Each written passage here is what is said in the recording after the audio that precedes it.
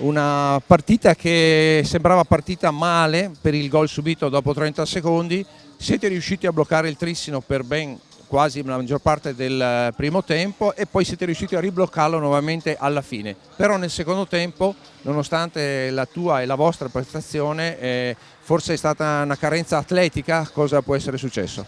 Ma atletica non credo, perché comunque noi ci prepariamo molto bene da quel punto di vista e sicuramente non è atletica.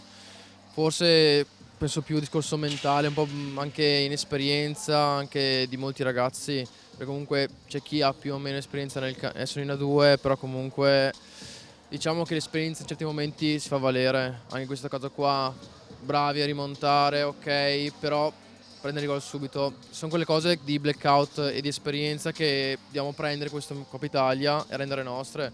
Certo, sicuramente qualche gol anche noi che siamo ripresi e tutto, però ci vuole ancora un po'. La Coppa Italia è fatta. Alcuni elementi nuovi che sicuramente sono entrati quest'anno, che devono fare esperienza, e quindi il problema non è stato di fatica fisica ma proprio forse di gestione.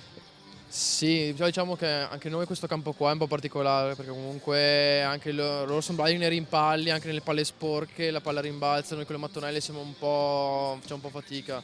Questo è sicuramente un punto a loro favore, cosa che in campo nostro probabilmente qualche palla in meno persa e recuperata ci sarebbe stata. Però comunque dai, ci sono buone prospettive, però Ci sono ancora molte partite per sì, ci cui sono molte partite davanti per quello, quindi abbiamo fatto cose fatte bene, altre un po' meno, però nulla da dire contro ai ragazzi, perché comunque stanno andando il loro e piano piano, tassello per tassello, si completerà il puzzle. benissimo, grazie mille Pietro, buon riposo e in bocca al lupo. Prossima intervista alla Alberto Rigo, capitano del Trissino, autore di 3 reti. Ciao Alberto.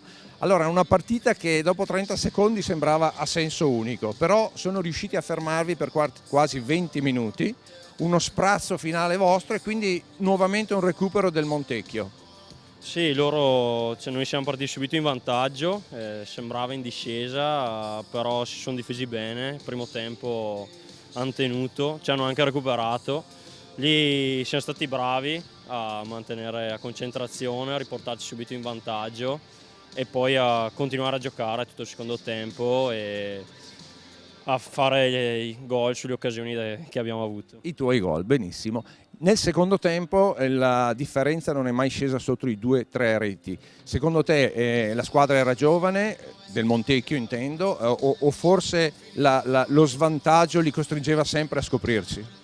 Essere sotto comunque li costringeva a venire a prenderci, a aprirsi di più, lasciare più spazi in difesa. Questo ci ha facilitato, ci ha permesso di avere molti più contropiedi rispetto a loro.